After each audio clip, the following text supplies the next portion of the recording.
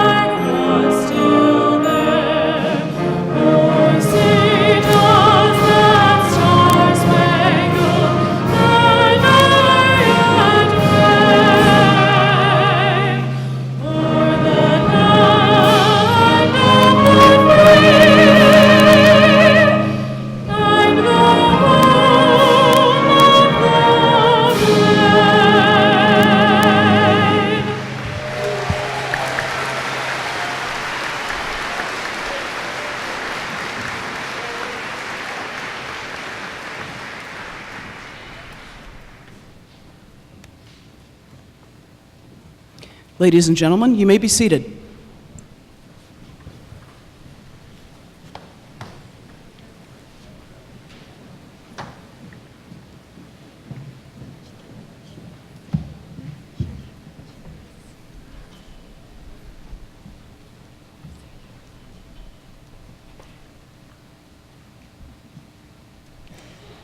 Good morning. What a wonderful morning it is. I'm Bernie Patterson, and it is my honor to serve as Chancellor at the University of Wisconsin, Stevens Point. And on behalf of the faculty and staff of this great university, welcome to the 2015 Spring Commencement. Special thanks today to Dana and to John Caldwell and the UWSP band for that wonderful rendition of our national anthem. I just love that music. Give them another round of applause.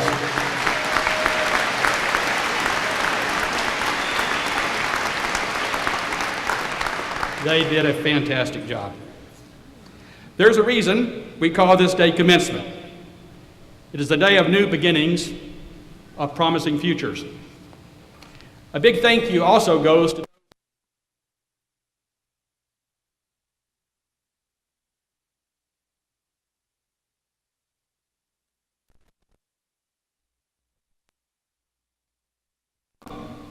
along with our full staff in the University Relations and Communications Office, and the Facilities Office, and our University Police, and the IT Department, and dozens of others across this campus. They did a wonderful job. I had absolutely nothing to do with this, although Brittany did put me in charge of the weather. Other than that, this team did a great job. Let's say thank you to them as well.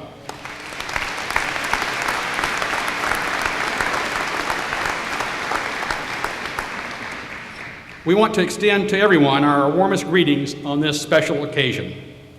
Thank you especially to the parents and family and friends and other supporters of our graduates. Yes, we're gonna get to that here in a minute too, but you can't thank them too much. The 1,400 members of our spring graduating class are here in large measure because you made the commitment and the associated sacrifices to help them realize their dreams.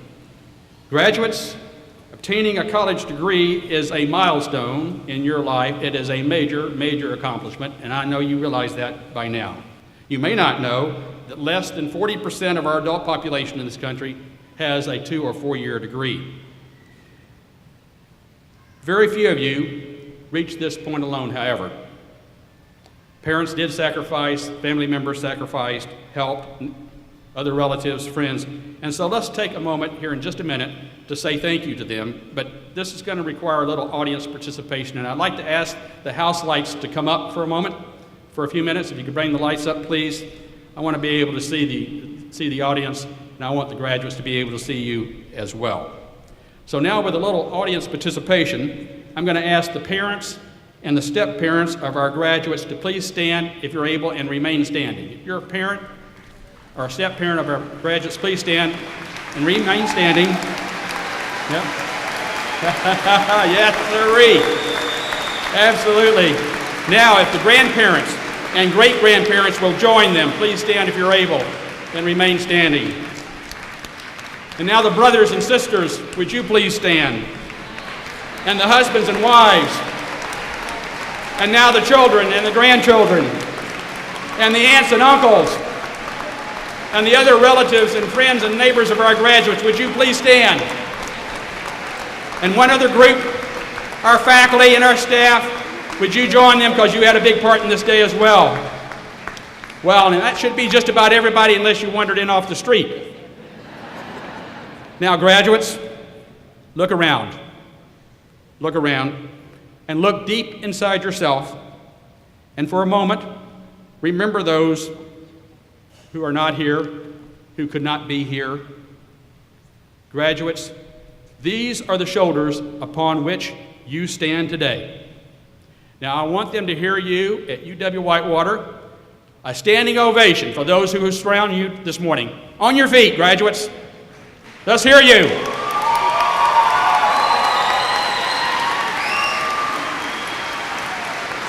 I can't hear you.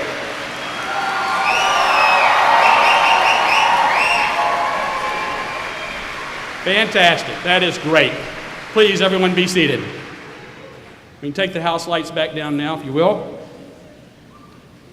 And now, graduates, I have 2 more assignments for you. Actually, I have more than that, but for right now, 2. I want you to take out that mobile device that you have. I know you've got them. They're in your pocket. They're in your purse. They're in your back pocket. You don't go anywhere without them. You sleep with them. Take them out right now. I want you to do something. Make sure they're turned on, too. Okay? I want you to send a message. You can send a text. You can do it the old-fashioned way with email, I suppose. Or post something on Facebook or however you want to do this. But I'm going to dictate the message to you right now. And it says, "Dear Mom,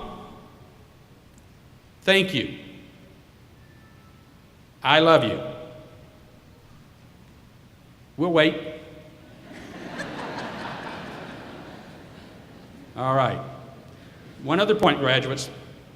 Today, when we conclude this ceremony, you're going to be met by your loved ones, your family, your friends. They're going to give you a big hug. What I want you to do today, though, is linger a bit longer when they hug you, embrace them a bit tighter, and say, whisper in their ear, "Thank you, thank you, thank you." All right, graduates, that's your next assignment. Moving on, I want to recognize a very special group this morning, the Golden Iris Reunion. They're seated right over here in the gold robes. You cannot miss them. They marched in with the faculty and the students today. They are representing the class of 1965. They graduated from this university 50 years ago this month. Congratulations, you guys have been great pointers. You keep leading the way. We are so proud of you. Way to go, pointers.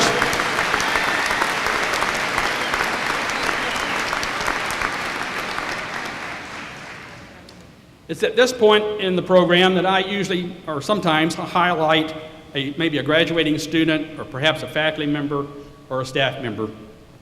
But I want to take just a half a minute this morning to do something a bit different, and I want to address the entire faculty and staff of this university. You've met some challenges this year, particularly this past semester, and you did not waver in your mission. You did not hesitate for a minute to be at your post, wherever that might be at this university, to stand tall, to stand together, and to concentrate on the one thing we do here, and that's student success. You did it so well, you continue to do it so well, and you will into the future, I know. But I just want you to know this morning how deeply proud I am of each faculty and staff member of this university for how you give of yourselves every day to this university and to our students. Thank you very much. Yeah.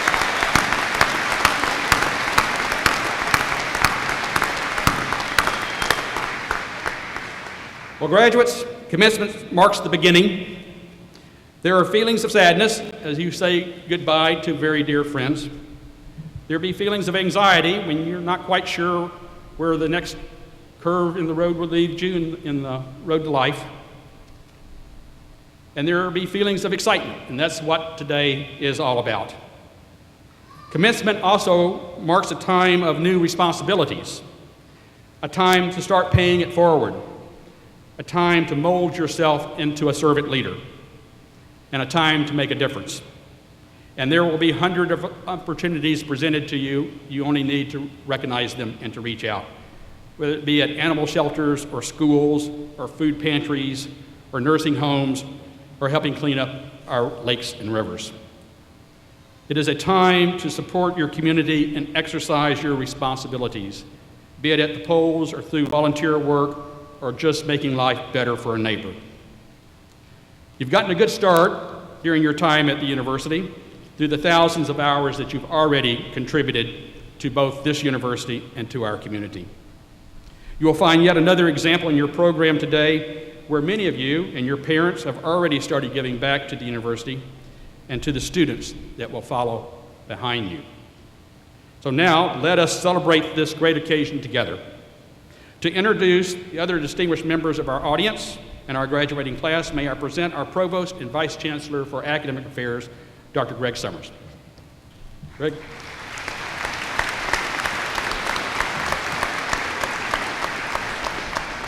Thank you, Chancellor Patterson, and good morning, everyone. As part of this occasion, we give special recognition to those students who have truly excelled both in and out of the classroom. We will begin with a member of the Army ROTC program who was commissioned as a second lieutenant in the United States Army just last night. This student has completed leadership and military courses in addition to their required courses. Will Second Lieutenant David L. Teclaw please stand and remain standing? This officer joins a proud tradition in this country dating back to 1776. I would like to ask the members of the audience who are serving or who have served in the armed forces to stand with this newly commissioned officer so that we might recognize your service to this country. Please stand. Thank you very much for your service.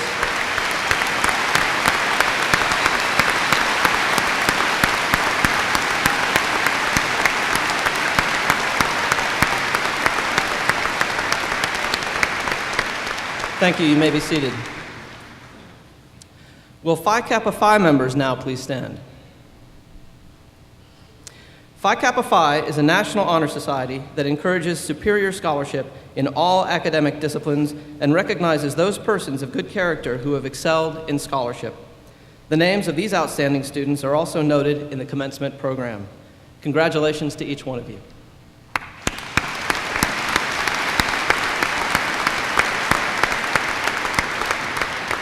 You may be seated. Members of another group of outstanding students are recognized as recipients of the Academic Honors Award. The faculty has established a program of academic honors to recognize undergraduate students for outstanding academic achievement. Graduation honors are awarded on the basis of the grade point average for all courses. There are 3 levels of academic honors: cum laude, magna cum laude, and summa cum laude. Will those students graduating with an overall grade point average of 3.5 to 3.74 please stand? These students are graduating cum laude. Congratulations to each one of you.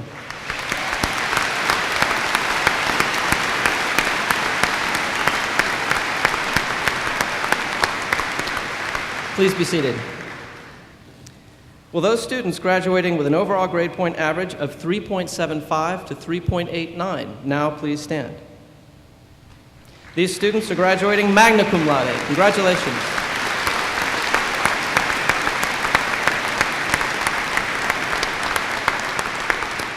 Please be seated. Among this morning's graduates, there are 23 students at this ceremony who have earned a grade point average of 3.9 or above, a summa cum laude designation. I will read their names in alphabetical order, and please stand as I read your name. Taylor Atkinson, Rachel Bargender, Catherine Berman, Bethany Blank, Benjamin Bruning, Delaney Chanowski, Courtney Gonering, Lee Jentz, Rebecca Kelbel, Brooklyn Kemp, Sylvia Keys, Kimberly Cobeson, Mark Lambrecht, James Lima, Michael Matthias, Bethany Meyer, Max Schmidt, Juan Castro Silva Jr., Nathan Toll, Noah Vanee, Rochelle Wiedenheft, Laura Wright, and Kaylee Zimmerman. Please join me in congratulating these outstanding students.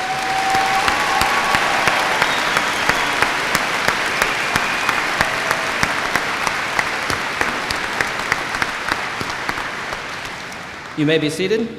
Please welcome once again Chancellor Bernie Patterson.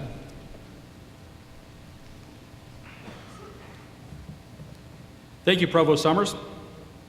We will now confer the university's second honorary doctorate degree in our 121-year history. For this honor, we have selected Congressman David R. Obey. Born in Omogi, Oklahoma, Dave Obey served our state and our nation as a Wisconsin State Representative and a U.S. Congressman from the 7th District for 42 years. His parents were both natives of Wisconsin, and Dave was raised in Wausau. He attended Wausau East High School and received his Bachelor of Science degree in Political Science and a Master's degree in Russian Area Studies from UW-Madison. While his work in the U.S. House of Representatives is cause for praise, it is his unwavering commitment to the students, the faculty, and the staff members of this university that makes him a truly remarkable person. As the chairperson of the House Appropriations Committee, Congressman Obey helped to secure funding for facilities and programs at UW-Stevens Point that have had a significant benefit to our university, to our students, and to the state of Wisconsin. Such programs include the expansion of the College of Natural Resources, environmental education curriculum development, Geographic Information Systems Training Center, and the Wisconsin Institute for Sustainable Technology. Yesterday, we had a special celebration in our university library archives. UW-Stevens Point is now the home of the Obey Congressional Document Collection. We are also honored to be partners in this initiative with the David R. Obey Civic Resource Center at the UW Center for Civic Engagement on the UW Marathon County campus. Congressman Obey stood as an advocate for K-12 and higher education, public health, political transparency, and humanitarian assistance in the United States and abroad. Given the impact Congressman Obey has had at this institution and his significant lifetime contributions to our university, our region, and our nation, Dave Obey is truly worthy of receiving the Honorary Doctorate of Humane Letters from the University of Wisconsin, Stevens Point. It is a fitting tribute to the man who succeeded Melvin Laird in Congress, our first honorary doctorate recipient in 2011. At this time, I ask that Dave Obey come forward for the conferral of the degree.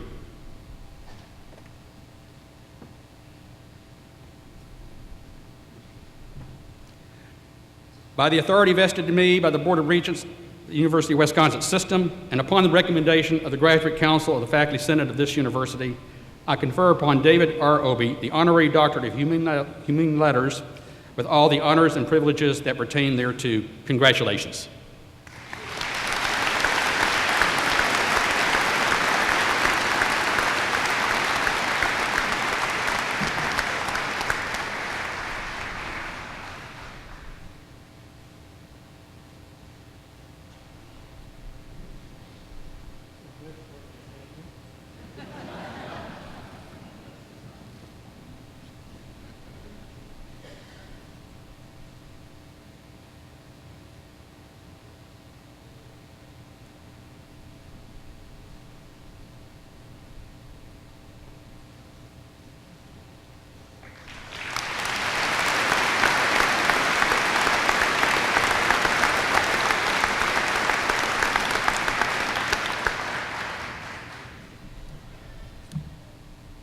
Class of 2015 and guests, please welcome our commencement speaker, Congressman Dave Obey.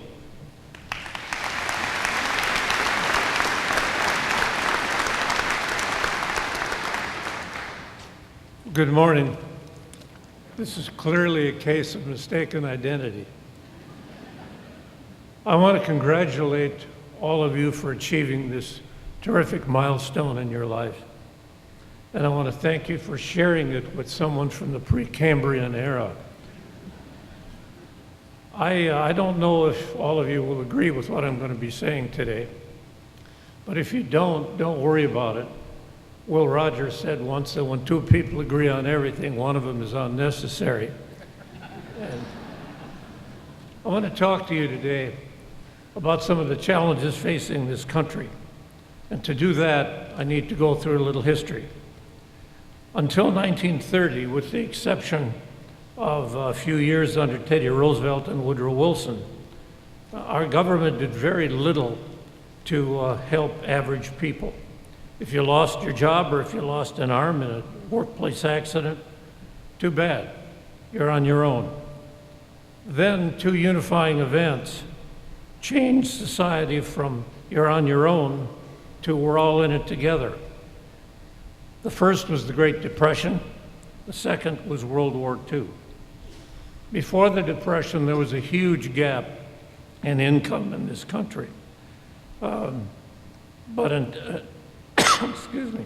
And with the Depression, the confidence and the security of average American families were obliterated. But under Franklin Roosevelt, government began to build an economic safety net under working class families, and it began to deliver for regular people. Then came World War II, and that further intensified the feeling that we're all in it together. It intensified the focus on we rather than me, and it encouraged people to think in terms of the needs of the whole, not just the particular. And then to help the economy when GIs came home from the war, the government passed a GI Bill which helped millions of people to go to college and buy their first house. Then in 1952, Dwight Eisenhower won the presidency, and the conservative wing of his party wanted him to roll back FDR's New Deal, or at least most of it. But Ike looked around the world. He saw the Soviet Union as a formidable adversary. He wanted to maintain social cohesion at home, and so he said, no way. And instead of repealing the New Deal, he expanded the role of government with programs such as the Interstate Highway Commission and the National Defense Education Act. He was followed by Kennedy, Johnson, and Nixon, all veterans, all people who were used to compromising. Each of them expanded the safety net further. I guess you could say that after the risks that World War II presented on the battlefield to people like George Bush Sr. and Bob Dole and George McGovern, at that point they thought that taking political risks was really pretty small potatoes. And they continued to expand the role of government to meet human needs, and the public generally accepted it. A Pew poll conducted at that time asked this question: do you believe that government has an obligation to help those who cannot help themselves? 79% of Democrats in society answered yes, and 62% of Republicans answered yes. But 25 years later, everything had changed. At that point, when that same question was asked again, Democratic support dropped from 79% to 75%, so it held roughly even. But among Republicans in society, support for that idea dropped from 62% to 41%. That demonstrated that it was not just politicians who were polarized in this country, it was also the general public. Now, why the change? Well, I think first of all, because that World War II generation had largely passed from the scene. And the next generation was not as used to pulling together as the previous generation had been, and there were no unifying events to give them additional incentives to work together. If you think about it, the major events in that next generation's lives were Vietnam, Watergate, and the Iraq wars. Not much unifying about any of those. Also, the disappearance of the Soviet Union provided less incentives for us to maintain social cohesion. And so gradually, policies pursued by government became less inclusive. Over the last 30 years, that income gap has returned with a vengeance to 1929 pre-Depression levels. And worst is what has happened in the area of education. We all like to talk about living in an equal opportunity society. I wish that were true, but let me give you some numbers. In 1956, I enrolled as a freshman at the University of Wisconsin, Marathon County campus in Wausau. You know what my tuition was then? $90 a semester. Compare that to today. There was an understanding in this state that 80% of the cost of instruction for an undergraduate student at the University of Wisconsin would be paid for by the state, and 20% would be paid for by the student or the student's family. Now the numbers are almost totally reversed. 70% is paid for by the student, 30% by the state, and if the governor's new budget passes, it will be exactly a reverse image of what it was when I went to college. You will have 80% being paid for by the student and 20% by the state. Let me give you some more numbers. If you take a look at all of the 8th graders in the country, and then take a look at only the top 25% in terms of academic performance, and then if you divide those families by family income, here's what you see. If one of those 8th graders comes from a family that is the most well-off 25% in this society, they have a 79% chance of graduating from a four-year, or 74% chance of graduating from a four-year university. If they come from a family exactly in the middle of the income stream, they have a 47% chance of graduating from a four-year university. And if they come from the lowest 25% in terms of income, they have a 29% chance of graduating from a four-year university. I don't call that equal opportunity. Now, the one federal program that we have to try to counter that, to give help to students who otherwise could not afford to even think about college, is the Pell Grant program. And yet the Congress has been trying for the last 3 years to freeze that program. And in fact, if you take a look at the budget just passed by the House last week, it cuts an additional $4 billion out of education, out of health, out of science, out of medical research at NIH. And then on top of those cuts, you have the announced intention to cut $300 million from the University of Wisconsin out of the state budget. You graduates need to ask yourself whether these actions are consistent with your interests and your values. We have become almost a winner-take-damn-near-all society. One example, one TV network president, not the news division, but one TV network president made $150,000 a day last year. Not a week, a day. That's over $1 million a week. Yet the House of Representatives just passed legislation eliminating taxes on family estates above $11 million. Compare that to the way a woman in this district is being treated who's on food stamps. She's on food stamps, she's disabled, she's bipolar, her husband is long gone, I know this woman. Her husband is long gone, she has 2 daughters, she gets a government disability check of $1,060 a month. Her mortgage is $550. After she pays utilities and car insurance, she has $206 left for every other expense for the remainder of the month. Yet last year, her food stamp allotment was cut first from $94 to $54, and then from $54 to $46. How much greater burden do we expect people like that to bear in this society? Several months ago, President Carter was quoted as saying this: "If you don't want your tax dollars used to help the poor, stop saying you want your country to be based on Christian values, because you don't." Several weeks ago, President Carter was asked about that comment, and he said that he did not say it. And then he paused and said, "But I wish I had." You may not recognize it, and you may not realize it, but all of you graduates today are privileged characters. You're privileged because you live in America. You're privileged because you're citizens in a democracy. And that means that you have a set of obligations as well as a set of rights. You need to pay attention to what is happening to your government and understand how it's being shaped and influenced. Example, lobbying Congress. In the last 15 years, unions spent over $490 million lobbying the Congress.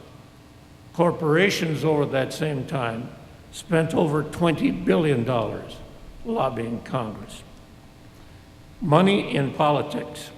1962, I ran for the state assembly for the first time in the Wausau district. I won that election. I spent $1,160. Compare that to what politicians have to spend today. 2 years ago, Senator Decker represented Marathon County. 10 days before the end of the election, he was ahead in the polls comfortably. But in the last 10 days, the opposition threw $500,000 into that district, and they beat him. And then they went on national television and bragged about it. The fact is that money in politics and what has happened with redistricting is making government far more unaccountable than it ought to be in a democracy. The example, 2 years ago, 51% of all of the votes cast for candidates for state assembly were cast for Democrats, and yet only 39% of the seats wound up being won by Democrats because the Republican majority had drawn the lines to pack the districts, or to pack Democrats into just a few districts. Lest you think that only the Republican Party does that. The Democratic Party did the same thing in Illinois. Same thing in Illinois. And the problem with that is if you wind up with 2/3 of the state assembly seats being so lopsided toward one party or another that you couldn't blow somebody out of a seat with a stick of dynamite, then democracy doesn't work. And government becomes unaccountable. And that's true whether you're talking about the state assembly chambers or the Congress. So my advice to you is don't vote for anybody in either party if they will not commit to vote to change the districting process so that it is produced, so that the maps that are produced by bipartisan citizen organizations. You cannot trust either party if they are in full control to draw lines that are in the best interest of the country. They will draw lines that are in the best interest of their party, and only you can change that. One other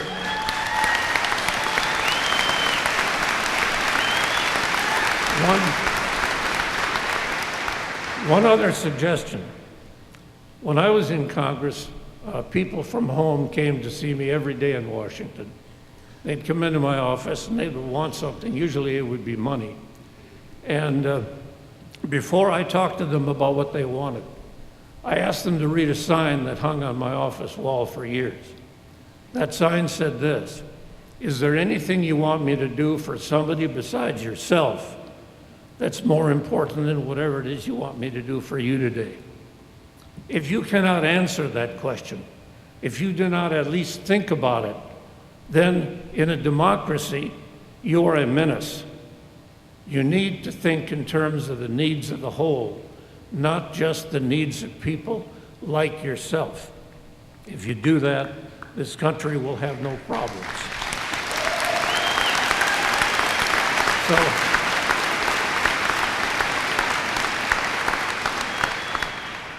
So one last piece of gratuitous advice.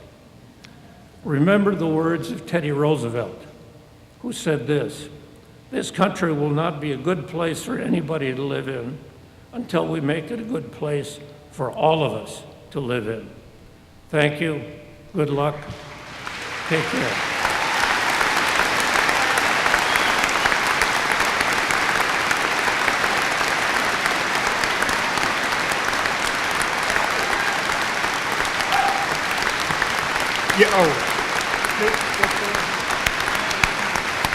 Yeah, the audience is full. Thank you so much.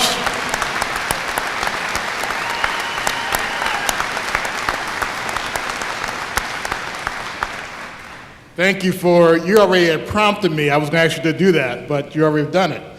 Thank you so much. I am Al Thompson, the Vice Chancellor for Student Affairs, and I have the pleasure to introduce our Spring 2015 class speaker, Juan Castro Silva Jr.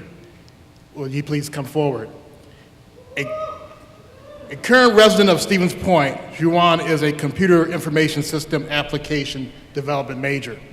He graduates today earning summa cum laude honors. Could Juan family please stand to be recognized at this time?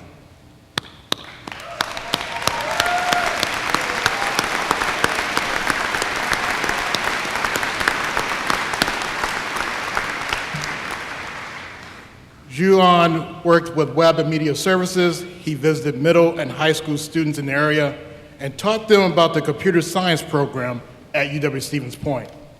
He also interned for Century Insurance while a student and has recently accepted a full-time position with the company as an application developer. He will start his career on June 1st. In the near future, his family is moving to the area. He is looking forward to staying in Stevens Point and starting a family with his wife. Please help me welcome your Spring 2015 speaker, Mr. Juan Silva.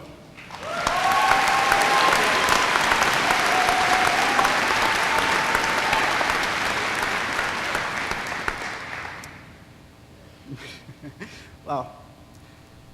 As I was getting ready with my fellow students outside, I must say you all look great. Really. This must be the smartest and best looking class this school has ever graduated.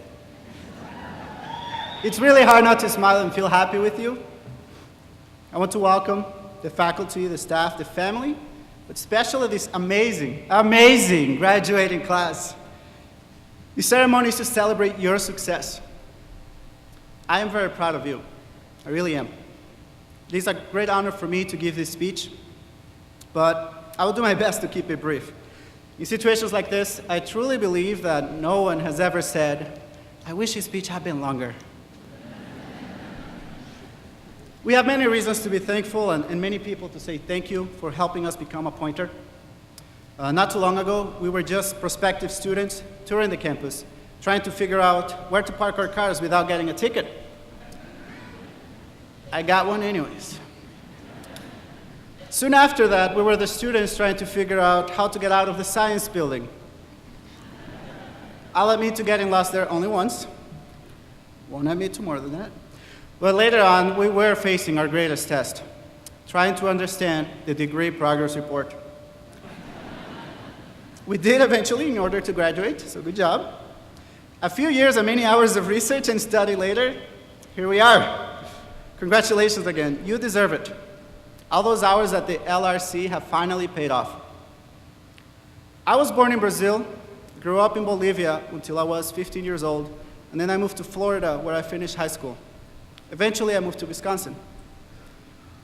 Through my years of living in these different cities and countries, there were three main groups of people that are the reason why I am here today, and I am sure you can think of someone that fits into these groups as well. First, our family. The ones who always pushed us a little bit further, gave us advice, and in many cases, helped us afford being here.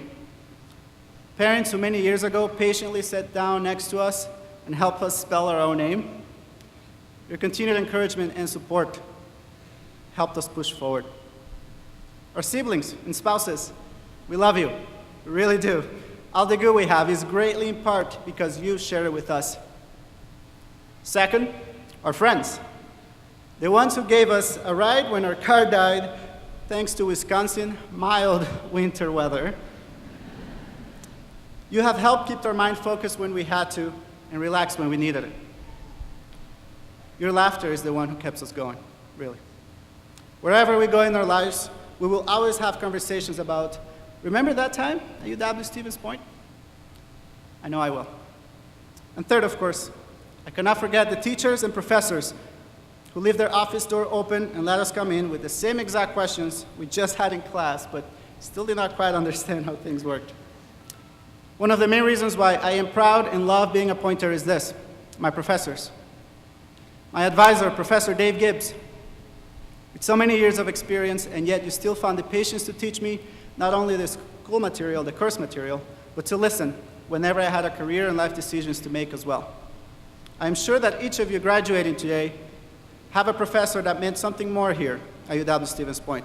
So before I say my final words, please help me give them a round of applause.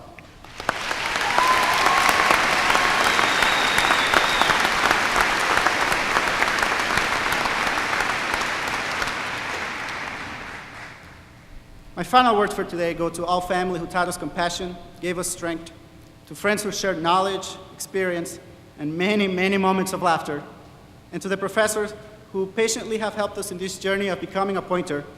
I say this to you. Thank you very much. Graduates, we did it. Congratulations again. Thank you.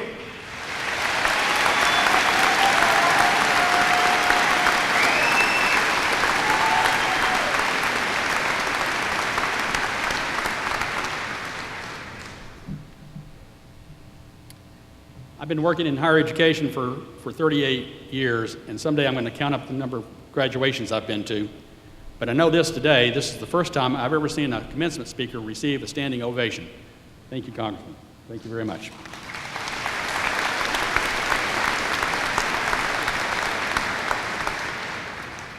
Well, commencement is a ceremony filled with traditions, from the flowing academic regalia to the hard covers of your diploma. We mark this occasion steeped in symbolism. In September 2013, we brought back an old tradition of fall convocation.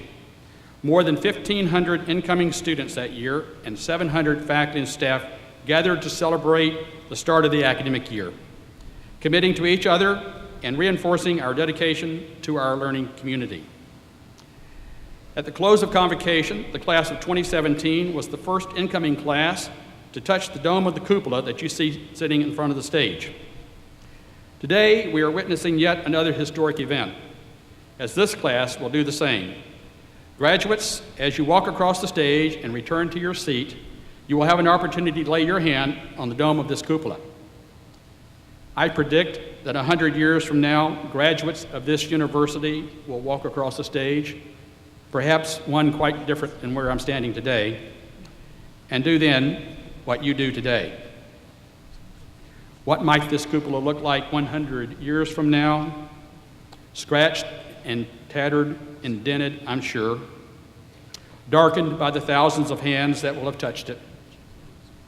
None of us will be here to see that, but I know in my heart that we're building a tradition and a university for the future. Now let us watch a short video about this new tradition.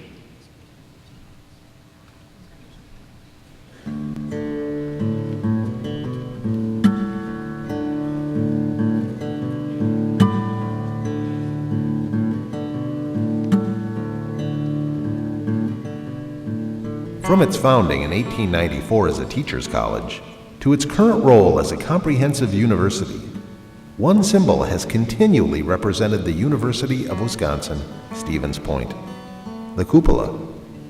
The architectural pinnacle of the university's first building, Old Main, the centerpiece of the university logo, the most photographed structure on campus. The cupola was built to serve a very practical purpose. It's an air vent. Through the decades, the cupola has come to serve another purpose, as a beacon, a guiding light for students, alumni, friends, and community. Carefully restored in 2011 with a gift from alumnus Jim Eggert and his wife Kathleen, the 22-foot-high cupola renovations included the enhancement of LED lighting fixtures and a new weather vane, replacing the original iron structure that stood atop Old Main for more than 100 years. In 2012, Chancellor Bernie Patterson commissioned a replica of the cupola to be a tangible part of university ceremonies, including two of the most important events on a university campus: convocation and commencement. Artisan Joe Hoover, in consultation with university instructor Bill McKee, spent more than 250 hours creating the replica from materials significant to the university, community, and the region. The base of the replica is white pine from Marathon Park in Wausau. For stability, the center of the base is filled with old lead curtain weights from Jenkins Theater in the Noel Fine Arts Center. The base also features a disc of slate cut from an old chalkboard retrieved during the renovation of the Communication Arts Center. The dome and drum are streaked with hemlock, logged in the late 1800s, salvaged from the floor joist of the former Lullaby Furniture Factory in Stevens Point. The ornate detail on the drum was painstakingly hand-carved. The pillars were created with wood from white ash trees grown here on the university campus. The weather vane replica was forged by iron-working expert Boleslav Kochanovsky, the same artist who created the new weather vane that currently caps Old Main. Each year, first-year students seal their covenant with the university by touching the cupola replica dome as they depart from convocation. Faculty and staff renew their commitment in a similar fashion. A bookend tradition is observed at commencement as students become alumni, receive their pins bearing the iconic symbol, and pledge to use their knowledge to engage responsibly with a diverse and sustainable world.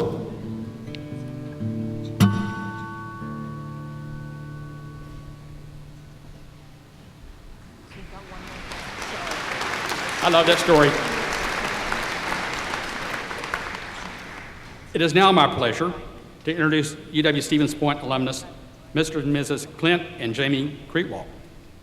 Clint and Jamie, like some of you, became a couple while attending UW-Stevens Point.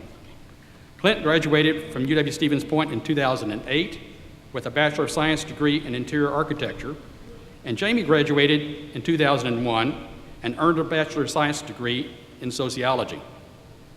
Both are members of the UW-Stevens Point Athletic Hall of Fame. Clint played in the National Football League for 9 years with the Detroit Lions and the Pittsburgh Steelers.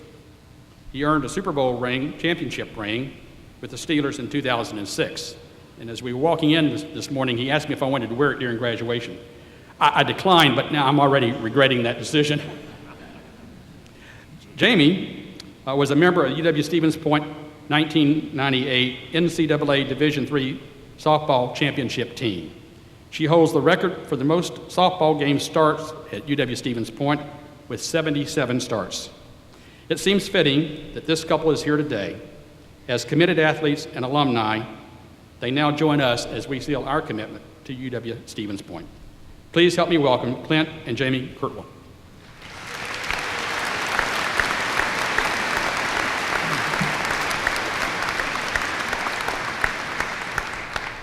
Thank you, Chancellor Patterson. First off, I'd like to say congratulations to the graduating class of 2015 and best of luck in the bright futures ahead of all of you. You guys should all be very proud of yourselves today. I'd also like to welcome back all Poynter alumni who are here with us today. I can speak for Jamie and I. It is very exciting to be back on campus. This campus has created so many great memories for both of us that I can truly say will last a lifetime with us. It is our honor to lead the UW Stevens Point Alumni Pinning Ceremony this morning. Graduates, when you process into the ceremony site today, you were each given a UW Stevens Point label pin attached to your name card. Now this is the time to take out your pin. Graduates, please turn to the person next to you. You may have had classes together, or this may be your first time that you have met, but you are already connected as Poynter alumni. At this time, we ask you to secure that connection by attaching your pin to your neighbor's gown. Jamie, please exchange pins with me at this time.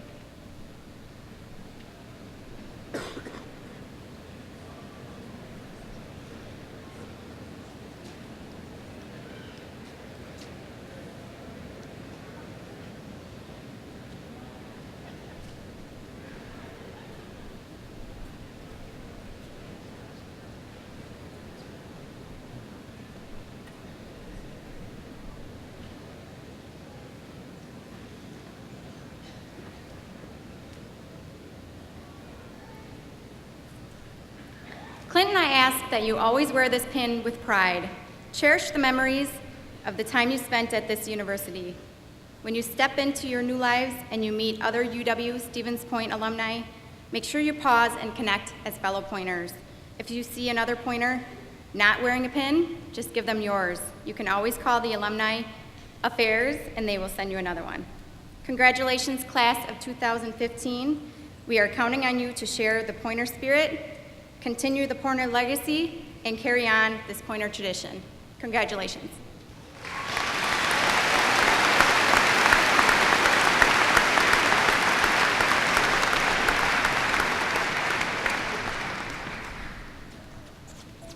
Thank you, Clint and Jamie. Good morning. I'm Chris Sermo, the Dean of the College of Letters and Science. This time I ask that Heath Schinke, husband of Holly Schinke, come to the stage.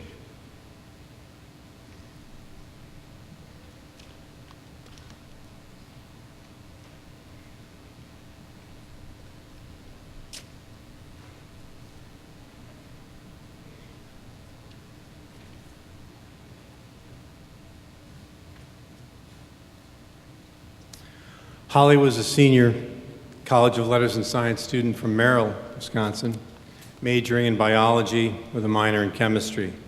Sadly, she died after a tragic automobile accident in February. She was working at Aspirus Wausau Hospital, Ministry St. Mary's in Rhinelander, and was a preceptor at Mid-State Technical College, helping students there with their practicals while attending UW Stevens Point. Between work and school, Holly always made time for her two little girls, Claudia and Paige.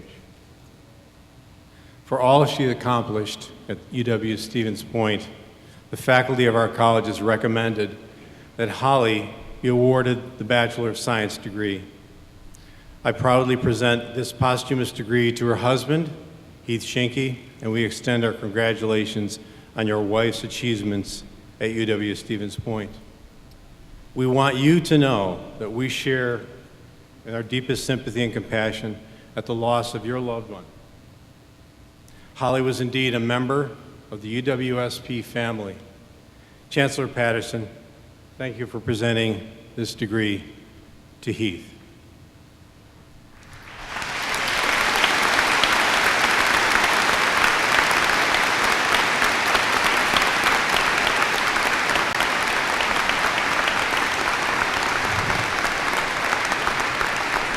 Thank you, Heath.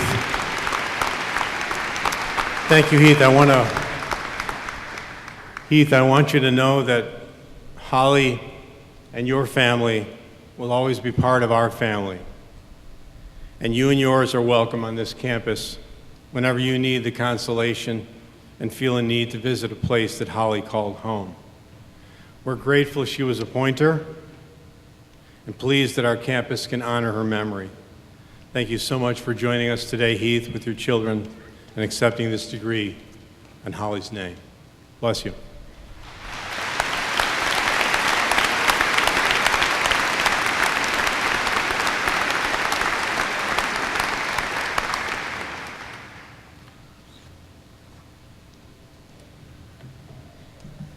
Thank you very much, Dean Sermo. Graduates, we are now ready to confer the degrees. Will the candidates for the master's degree please rise? Chancellor Patterson, on behalf of the graduate faculty of the University of Wisconsin-Stevens Point, it is my privilege to present the May 2015 candidates for the master's degree. The graduate faculty and I recommend that contingent upon the completion of all degree requirements, each candidate be conferred with the master's degree and in testimony thereto be given the diploma of this university. By the authority vested in me by the Board of Regents of the University of Wisconsin System, and upon the recommendation of the graduate faculty of this university, I confer upon you the master's degree with all the honors and privileges that pertain thereto. Congratulations.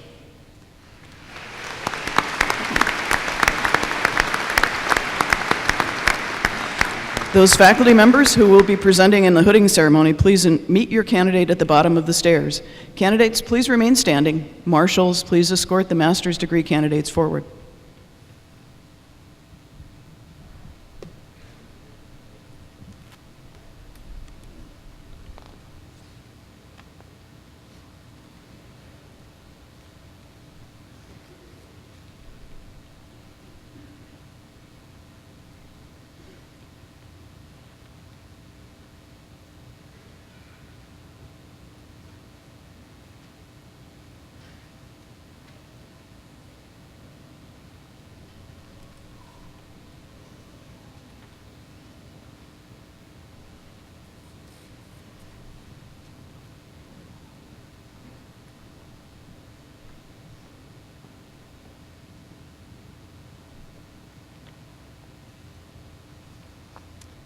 Master's degree candidates, College of Natural Resources.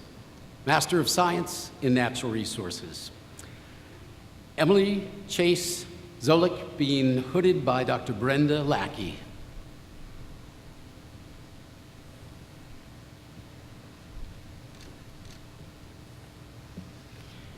Katie Framstead, hooded also by Dr. Brenda Lackey.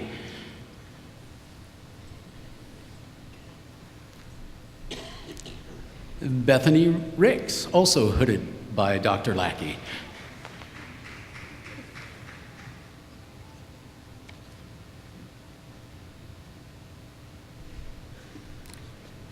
And Danelle Scafidi.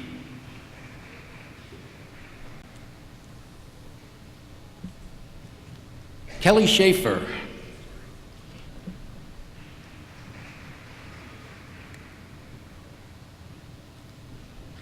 Carly Swadek.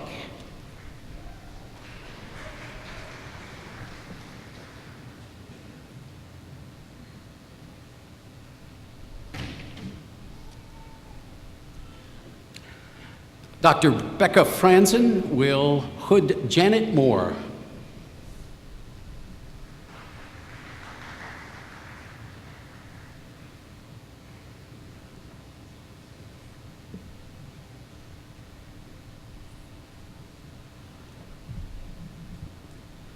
Elisha Bell Morris, being hooded by Dr. Dan Sivik.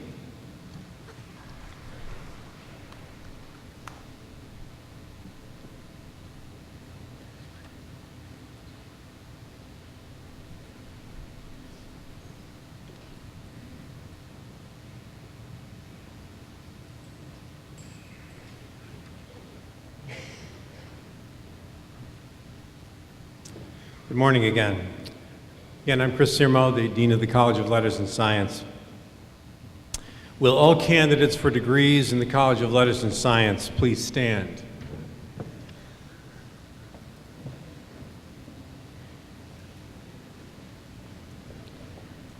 Chancellor Patterson, these students are candidates for the Bachelor of Arts, Bachelor of Science, or Associate's degrees in the College of Letters and Science. Contingent upon successful completion of their requirements, I recommend they receive the diploma of this university and that the appropriate degree be conferred upon each of them. Candidates, you may be seated.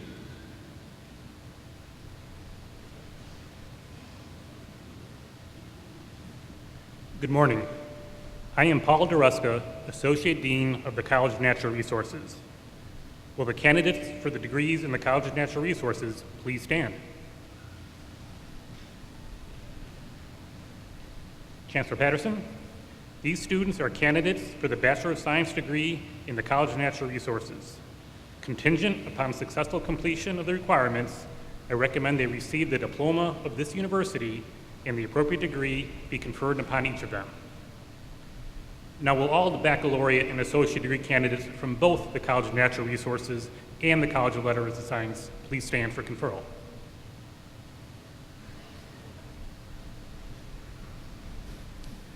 By the authority vested in me by the Board of Regents of the University of Wisconsin System, upon the recommendation of the faculty of this university, I confer upon you the baccalaureate or associate degree with all the honors and privileges that pertain thereto.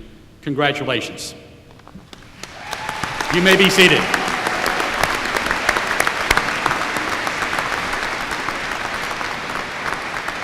Marshals, please escort the baccalaureate and associate degree candidates forward by row.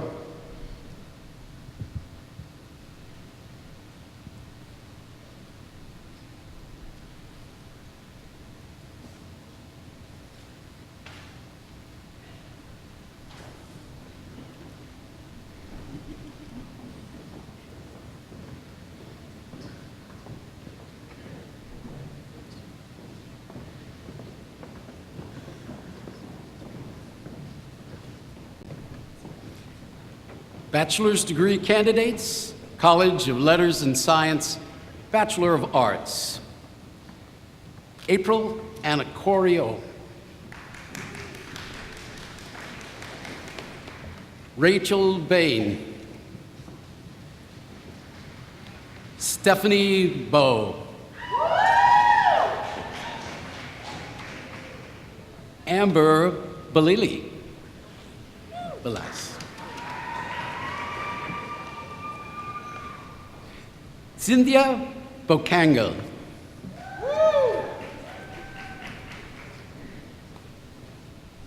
Brenda Lynn Chasenchair, Challenger.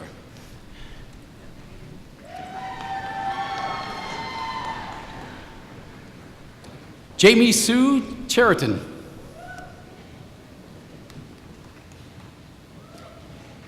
Andrew Corbisher. Stephanie Zimmer. Daniel Dryda.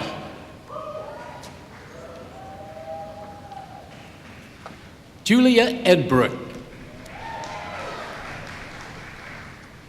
Vanessa Erickson.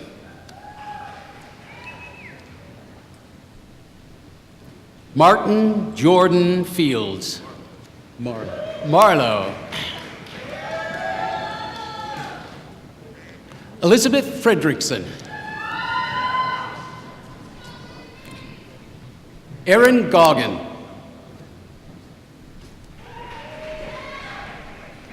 Amy Lynn Glenzer. Courtney Gunnering. Kathleen Hale.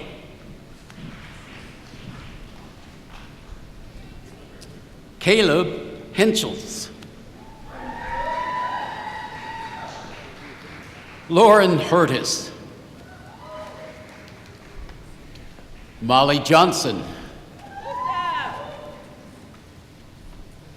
Samuel Jolly. Ashley Jones. Kenneth Casper. Abby Koch. Carly Keene. Brooklyn Alyssa Kemp. Sylvia Keys. Kimberly Cobason.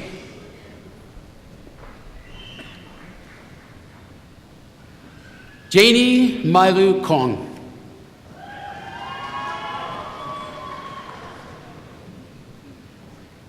Alala Marie Leclerc.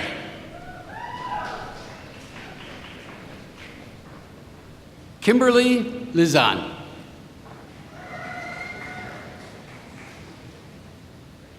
Crystal Lugao Encarnacion. Catherine Lux. Eric Moss. Maggie Martin. I'm waiting for one. Terrell Janik.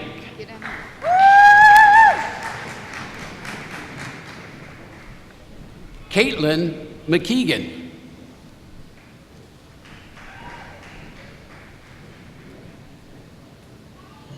Melissa McKinnon. Bethany Meyer.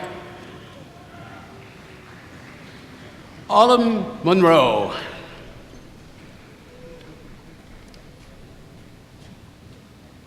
Nicole Musil.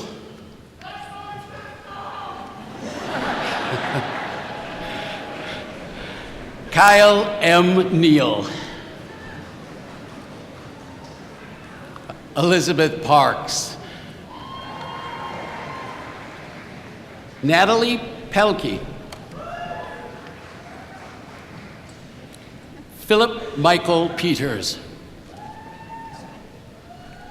Brianna Peterson. Taylor Peterson. Logan Pethick. Brittany Palachek.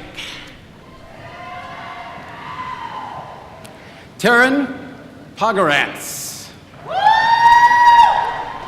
Anna Powers. Amber Prokopiak. Rachel Ramirez. Cheryl Reichling. Jenna Riggs. Jason Rumba. Michael Sandgren. Alicia Sillerstrom. Alec Schmidt. Max Smith. Brian Schmitz. Chris D. Schurter.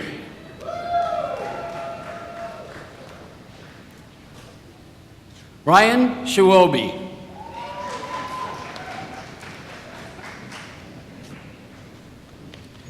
Mariah Smidala. Michael Stubbe.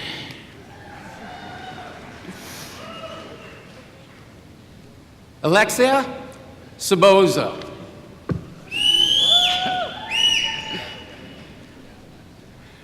David Leon Watling Techlaw. Travis Teskey. Nathan Toll. Till Vanderloop. Jill. Megan Vandermousey.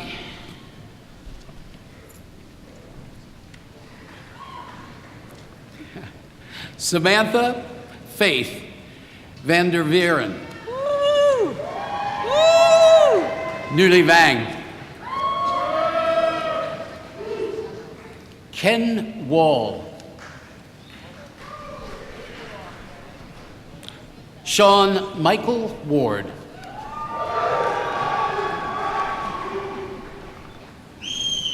Andrea Wenstad.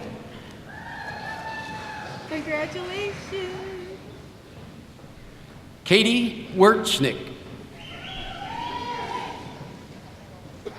Beth Westover. Stephen Wards Jr.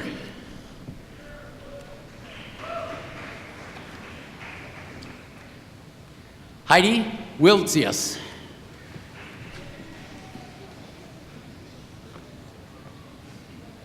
Sarah Wohlert. Melinda Wozniak.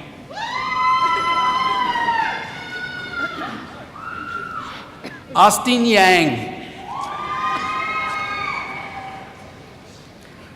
Paco Yang.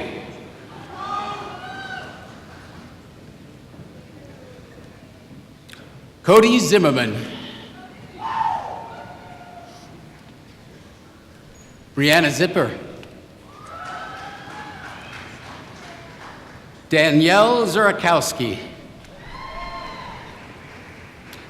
Bachelor of Science, Rachel Ann Ayler. Courtney Allen. Elizabeth Anderson. Trevor Anderson. Taylor Atkinson.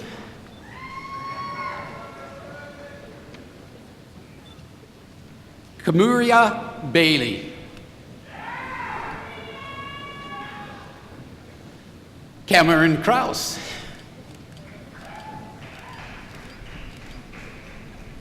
Kelsey Ballard.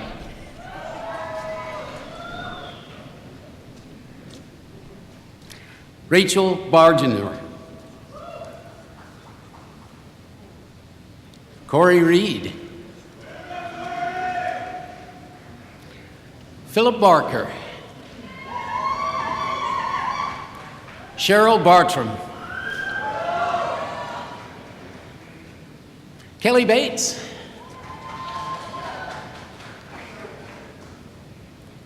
Jamie Ball. Emma Jean Baumhofer. Christian Beck. Jesse Beck. Craig Beer.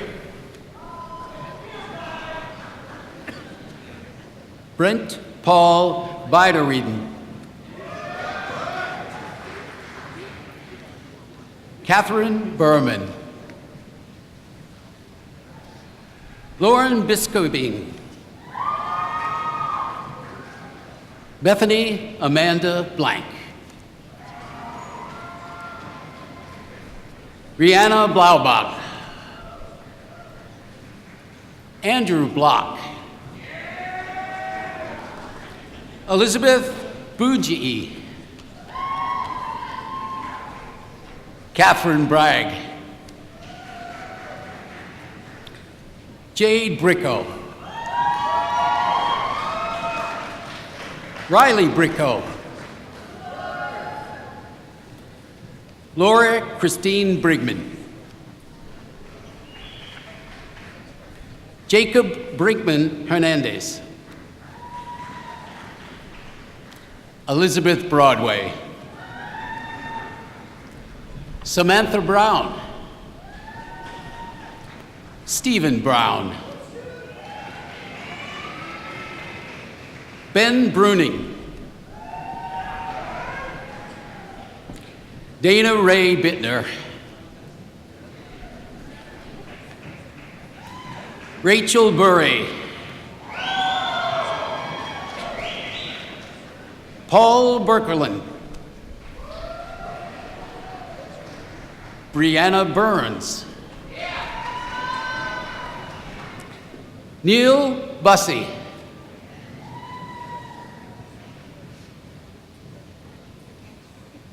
Rique Dominique Calvin.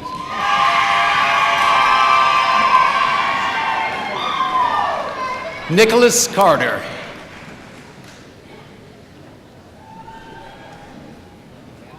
Delaney Chownowski. Crystal Clark. Zachary Coleman. Sarah Countryman.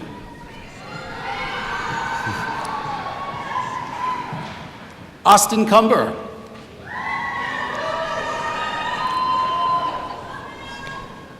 Mason Sakala. Alexis David. Nathaniel Dalton. Jeanette Decker. Bronte Laurel DeLong. Michael DeTurt. Lauren Dilly. Jennifer Dombrowski. Jacob Dogney. William Drango.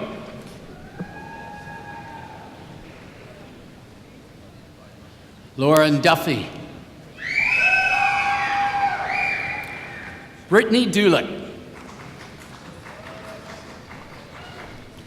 Graham Edwardson. Jake Eisenshank. Lauren Erdman. Kendall Erickson. Hunter Esslinger. Anthony Evans. Joshua Evenson. Nicole Ewing. Alyssa Fassbender. Michael Federowitz. Nathan Fairman. James Farrell. Jennifer Fillin. Mackenzie Fisher. Ashley Flogel. Brian Fogarty. Samuel Franz. Eric Robert Freigang.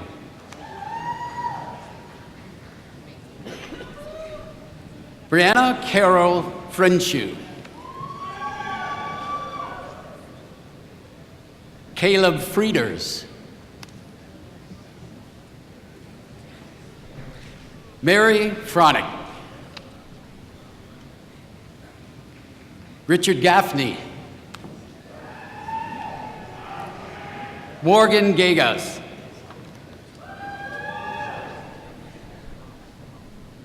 Kimberly Geetman. Tyler Gill. Fred Glasson. Brad Gorzik. Marilyn Gracia.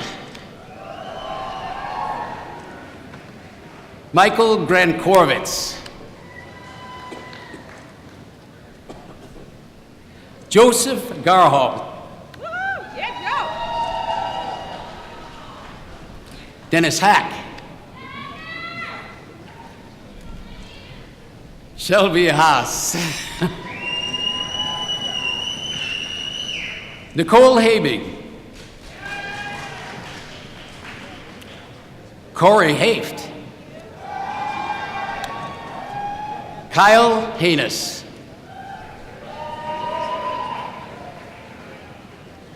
Stephanie Hassaker. Grant Haynes.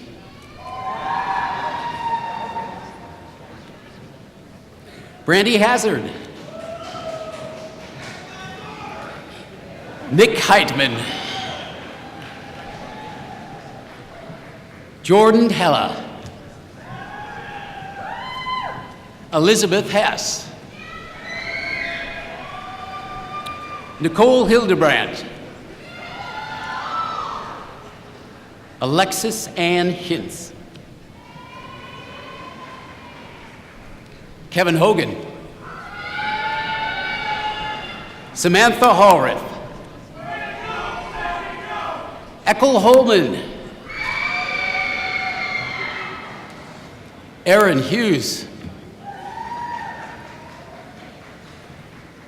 Michael Hunsberger.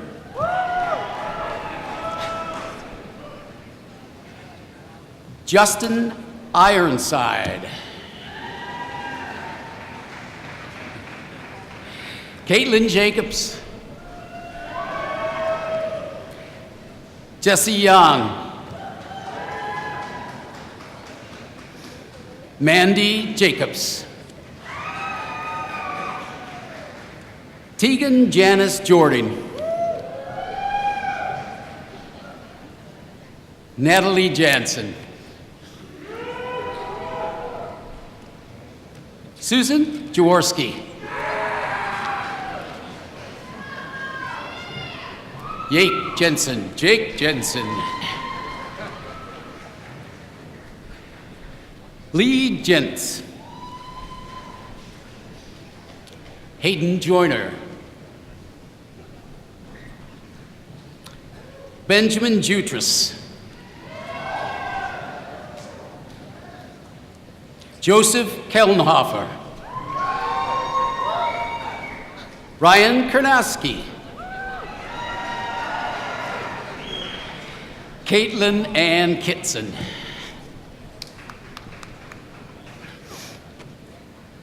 Professor Emeritus Dan Coble will be presenting the diploma to his granddaughter, Ruby Klisch.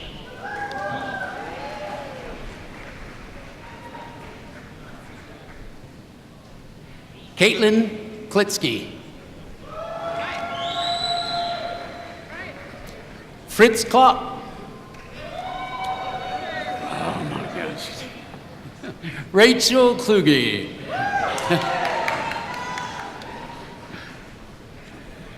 Alexis Niprath.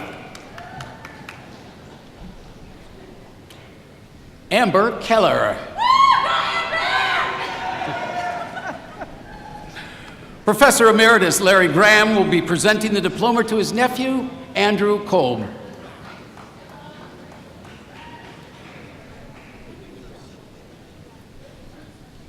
Anthony Michael Kozabaki.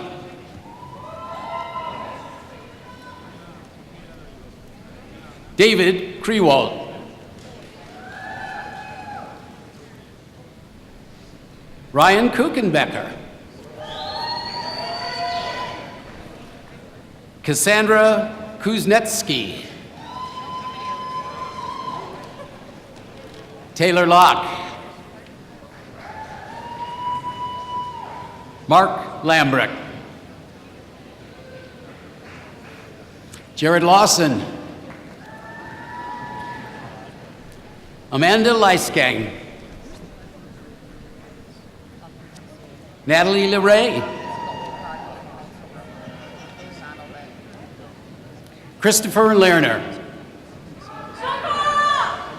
You should. Jason Letlebo. Ray Lee.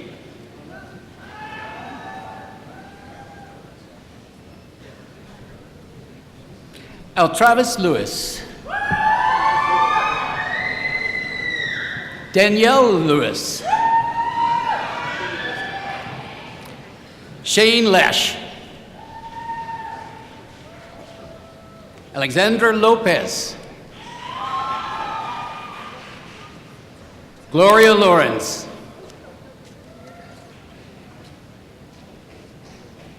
Katie Louts. Sam McMillan. Colton Mackey.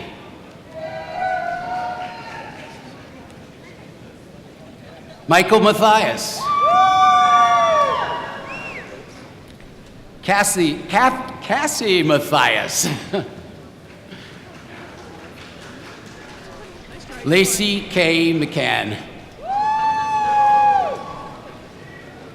James McCoy. Jessica McCulloch.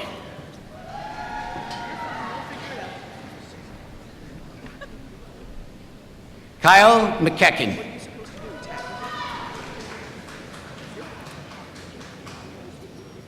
Connor McElhaney. Amanda McGovern. Catherine McNeil. Jordan Meadow. Jake Menzel. Sierra Miller. Sarah Mills. Crystal Moss. Jessica Moyer. Chelsea Miller. Elizabeth Mueller. Ethan Mueller.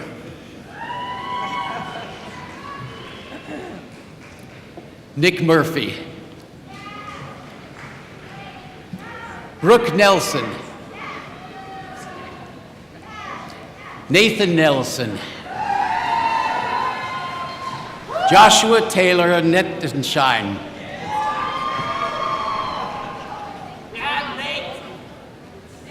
Chelsea Neuenschwander. David Newman. Ross Northcraft. Melanie O'Connor.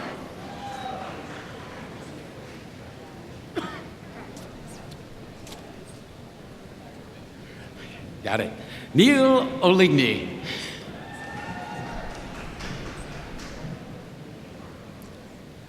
Alyssa Olson.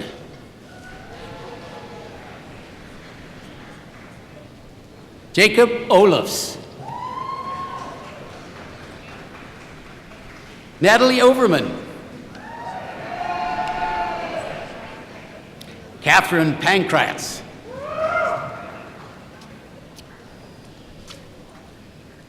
Shauna Passbrigg.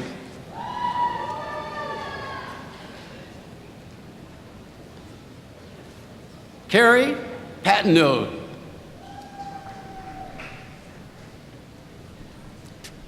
Sarah Gwynn Pierce.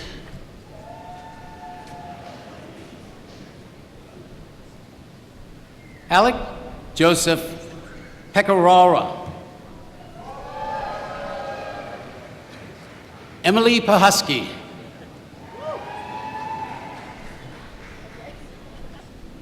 Megan Perry. Hans Peters. Tyler Peters. Michaela Peterson.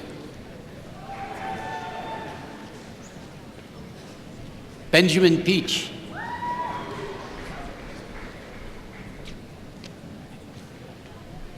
Mitha Piper. Andrew Plish.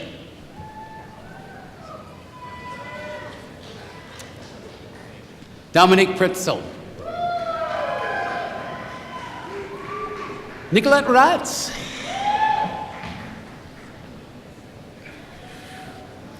Professor Keith Rice will be presenting the diploma to his son, Brenton Rice.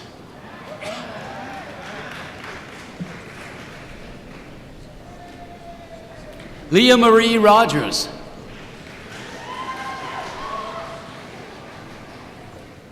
Megan Rogness. Mariah Rotar. Kaylee Roth.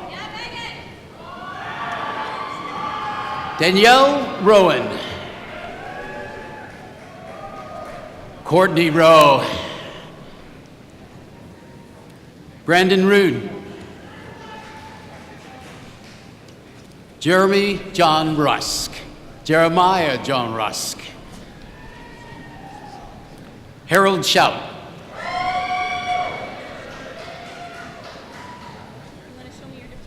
Ashley Schlapper. Craig Schmidt. Kevin Schmidt. Andrea Schneider.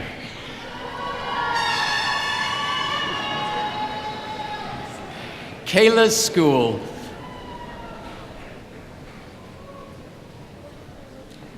Dominic Schumer.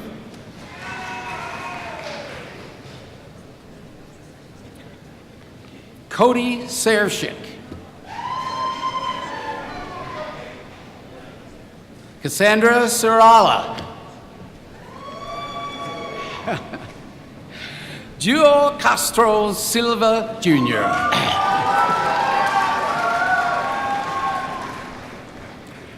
Carrie Sittig. Jennifer Slavin.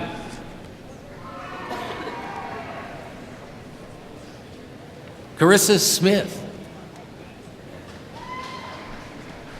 Janelle Smith.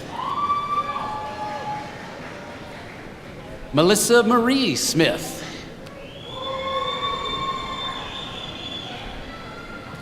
Jonathan Sommerfeld. Sonia Soto.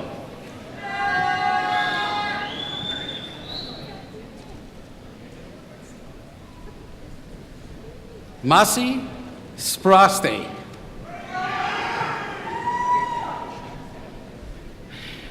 Tyler Stengel. Casey Stickney. Vanessa Jane Stinky. Rebecca Stennett.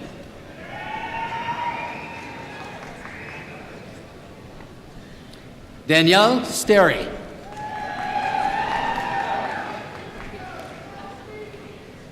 Kristen Stolenwerk. Emma Strobel. Jedediah Strobel. Zachary Stroll.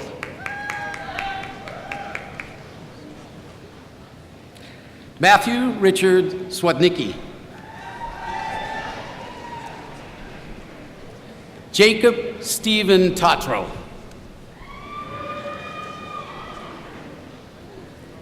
Elise Taylor.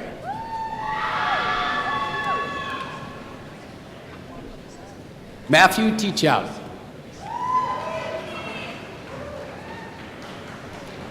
Heather Toll. Dana Thompson.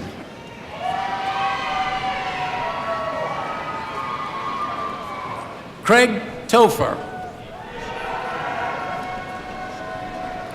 Cameron Trotter. Bree Valenza.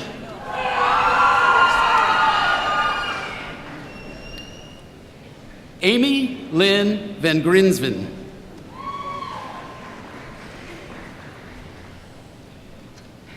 AJ Van Meter. Scott Van Nuys.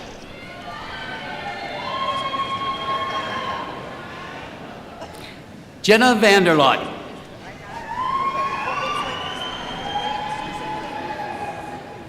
Shelby Volden.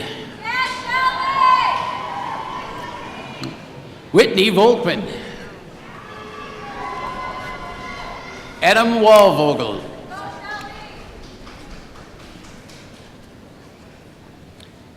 Alyssa Waldvogel. Murray Walter.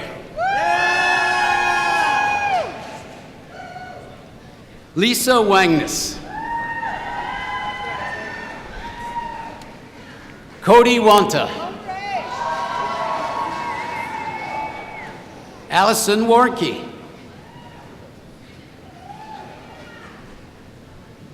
Alexander Wigner. Catherine Weinhold.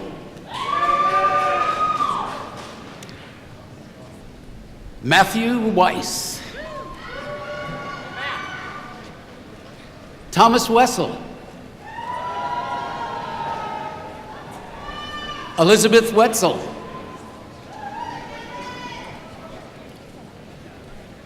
Shauna Whalen.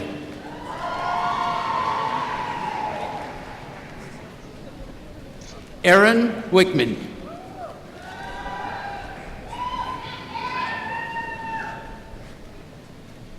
Rochelle Wiedenheft.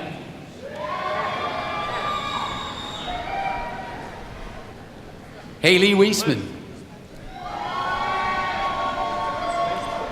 Heather Wilkie. Kayla Willis. Benjamin Wolf. Tyler Wolf. Nicholas Woyak. Laura Wright. Dao Zong.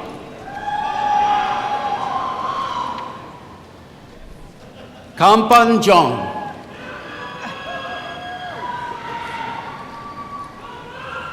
Xing Yang. Whitney Yang.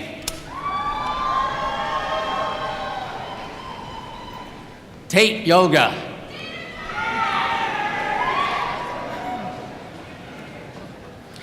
Joseph Zawaki. Sarah Zabluski.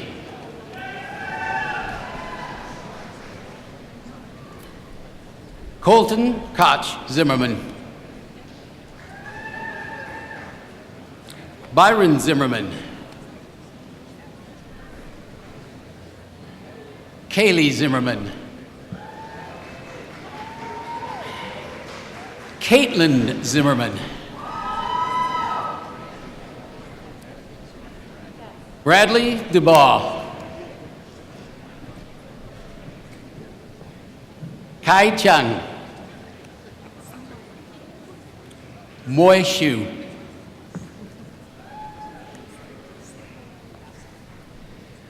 And now, Bachelor of Science, College of Natural Resources.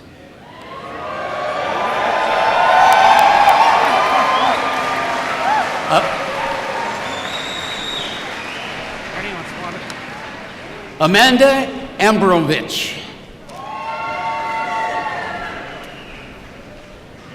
Eric Atkins.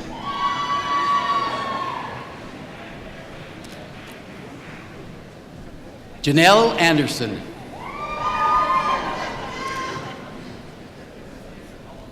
Margaret Armstrong. David Arnold.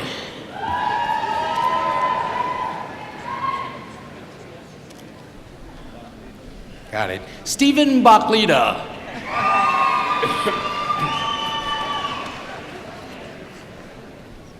Chris Bandera. Jake Beal.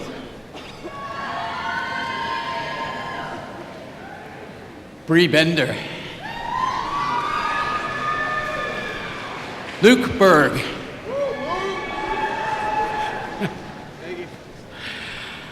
Anna Bright. Bryce Brewer. James Budiak. Luke Burlingame.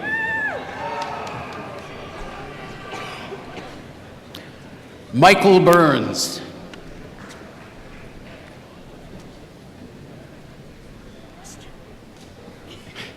Sasha Bustian.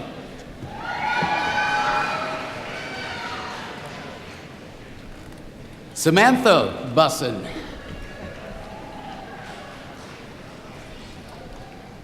Craig Calzaveria.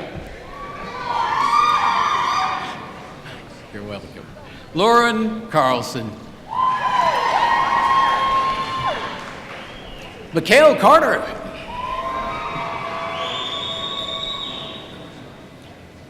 Lillian Casey.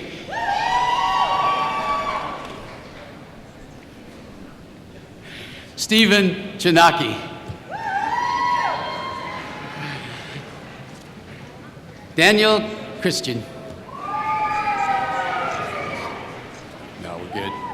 Ethan Cortez. Will Davis. Sarah DeBrine.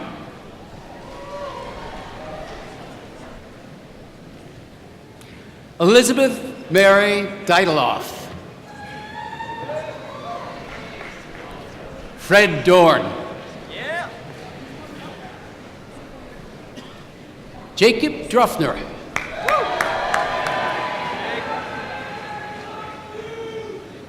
Jacob Duane.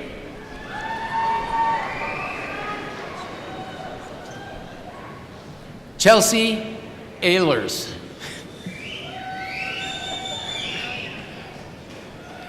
Zach Eisner. Dylan Epping. Chris Esther.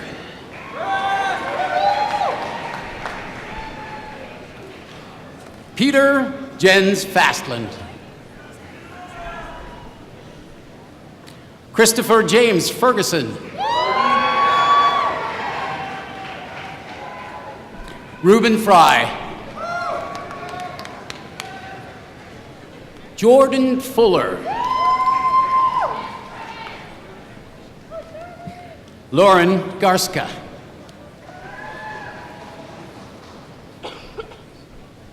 Benjamin Jertz.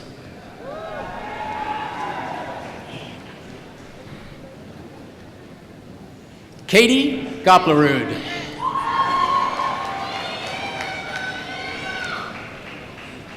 Charlotte Gottsacker. Patrick Grunwald. Isaac Hackett.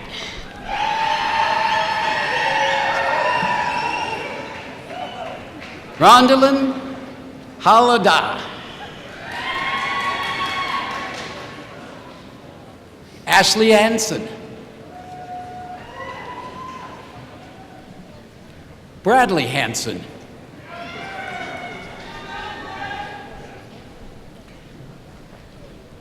Genevieve Harton.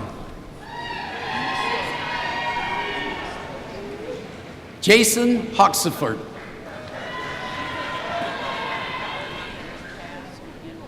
Carissa Heilman. Samuel G. Hine.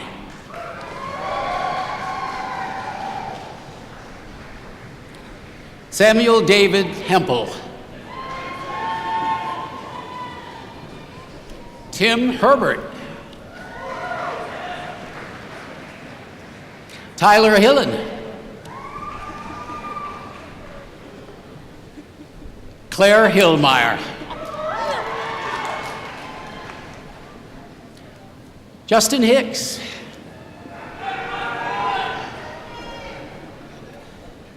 Brian Alvin Hoffman.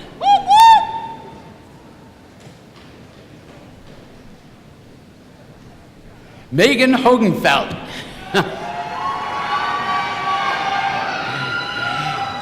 Dane Hall. Stephen Imgren.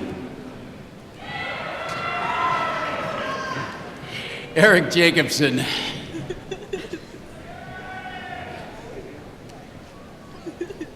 David Jadek.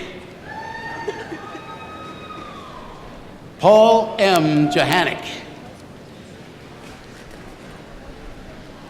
Neil Johansson.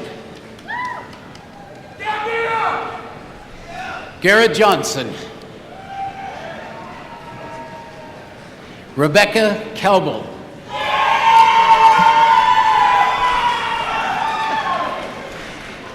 Jenna Keith.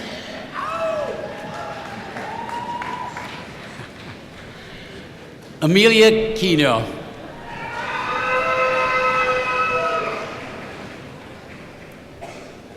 Corey Kluskins.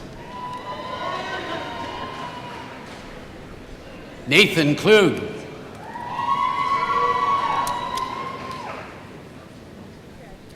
Travis Koznicki.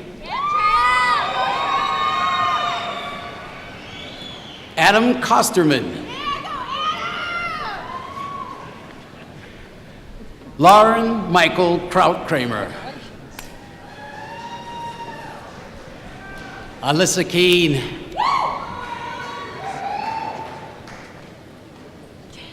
Jeffrey Lambert. Rachel Larson. Brett Leach.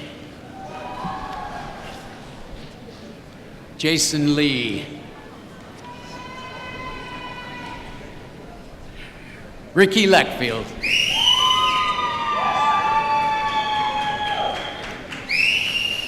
James Lima. Stephanie Linsell. Hey, Cassidy Maple.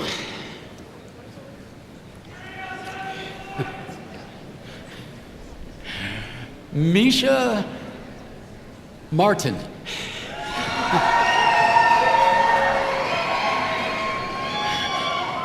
Patrick McNaughton.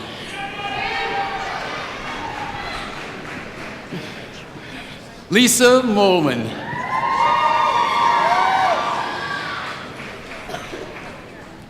Justin Noctegal.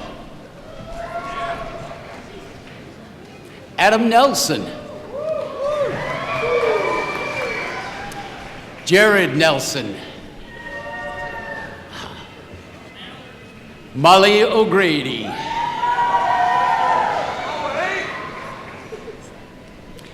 April Ann Opatic.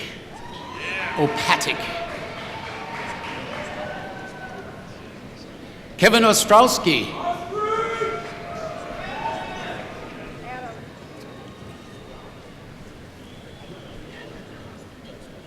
Gustav Parkhurst. Nathan Paulus. Camilo Perez.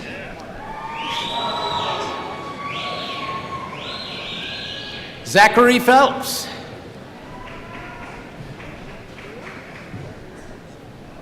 Tyler Pitterly.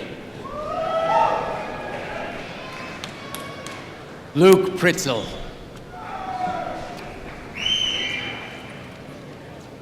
Michelle Rehak. Isaiah Robertson. Andrew Rolsey. Taylor Ruffin.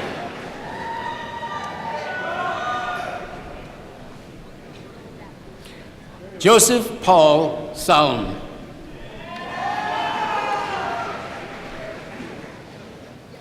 David J. Sanda.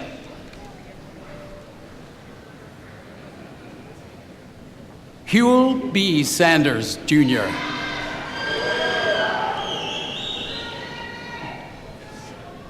Dylan Schaefer. Kyle Schaefer.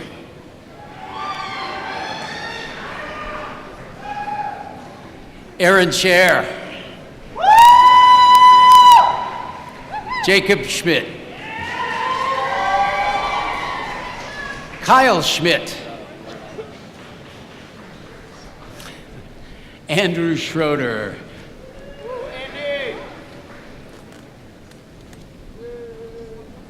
Justin Schieneman.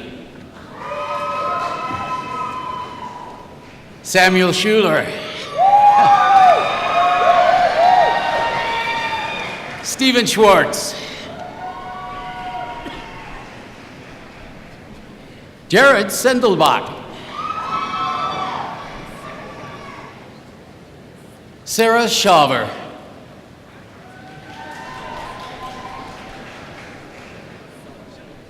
Tyler Similonis.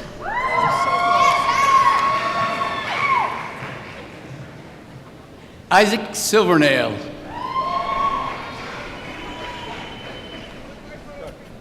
William Suplet.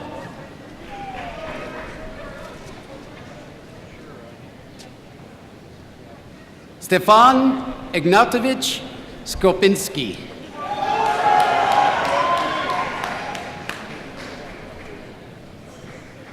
Nicholas Smutana. Garrett Stark. Ryan Strand. Stephen Swan. Timothy Swanson. Carmen Thiel. Benjamin Tommy. Matthew Klaha. Jenna Tuma. Noah Van E.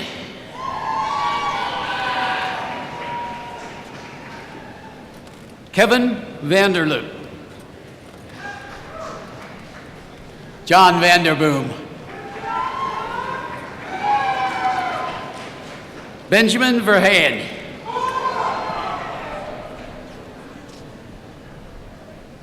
Scott Verdon. Kyle Walker.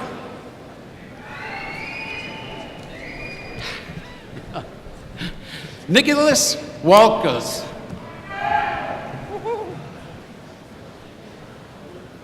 Zachary John Walters. Bryn Weber. Lucas Wigman. Da Hui. Martin Wells. Andrew Weston.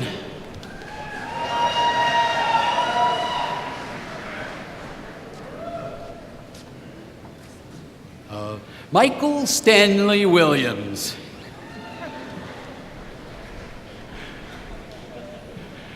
Cody Whitman. Courtney Woolman. Kelsey Wilozic.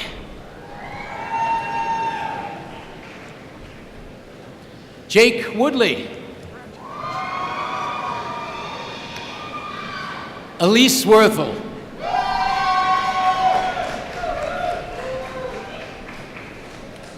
Joseph Wyka. Matt Yanda. Sarah Zabrowski. Samantha Zummers. And now the College of Letter and Science Associate's degree. Stephanie Below. Mary Sisson.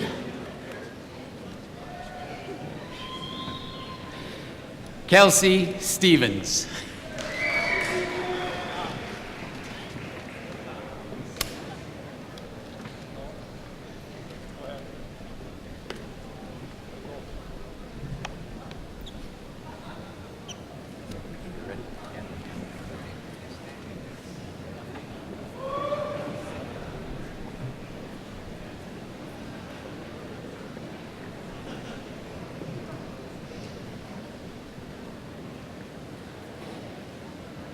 Well, this is a championship day for everyone here, and I have the ring to prove it.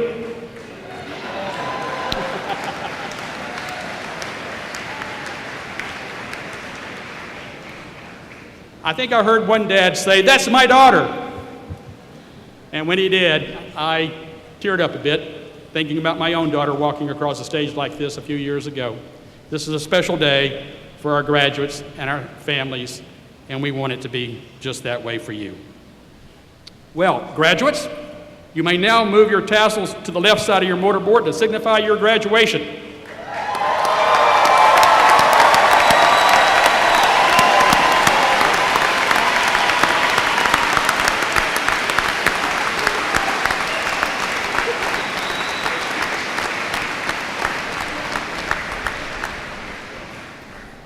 Graduates, we hope that you will always consider UW-Stevens Point your home. Please come back and visit often. We wish each of you continuing happiness and success. And to all our guests today, thank you for helping celebrate our graduates today. And congratulations and best wishes to each and every one of you. To conclude, it is a tradition at UW-Stevens Point for the Chancellor to give a charge to the graduates at the end of the commencement ceremony. So I'll do just that. So graduates, what would you expect to hear? What would you expect me to say to you at this moment? Perhaps some of the things I thought about saying: go be a leader, make good use of your education, make this a better world. Of course, those are good things and good thoughts, and certainly things we want you to do. They're being expressed at commencement ceremonies across this country.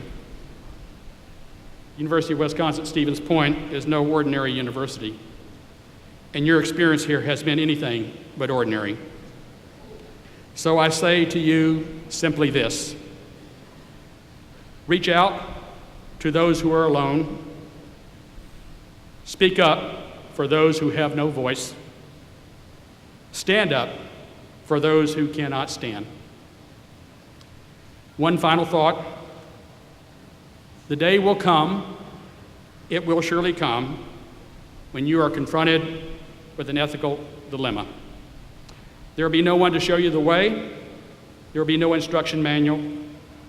There will be no one to lean on, no one to ask, no one to text, no one to call, and no one to reach out to on Facebook. You may feel more alone then than perhaps any other time in your life. And it will be at that precise moment when it is up to you and you alone that you will have to lean on, to call upon, is your foundation in life. That is your pointer education, and if you are a person of faith, your faith in God. Now go and be servant leaders. Godspeed. Congratulations to the class of 2015.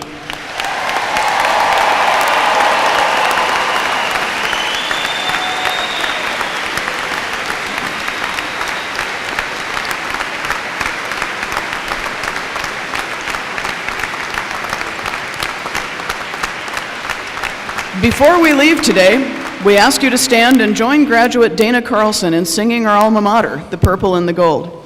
She will be joined by the UW-Stevens Point Band. This song was written by former music professor James Arrowwood, and the words are printed on the last page in the commencement program.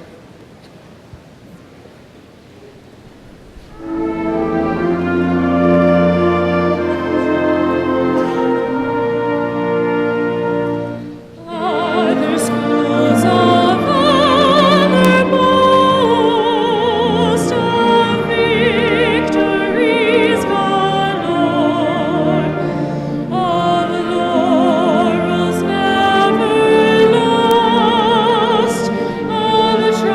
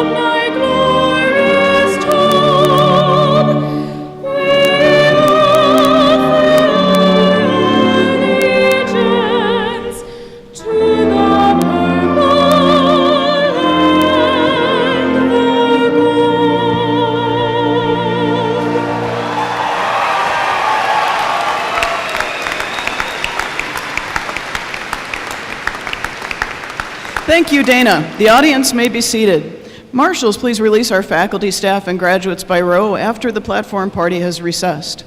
Graduates, please recess to the Health Enhancement Football Practice Field for an alumni reception. For safety purposes, we do ask that the audience please remain seated during the recessional.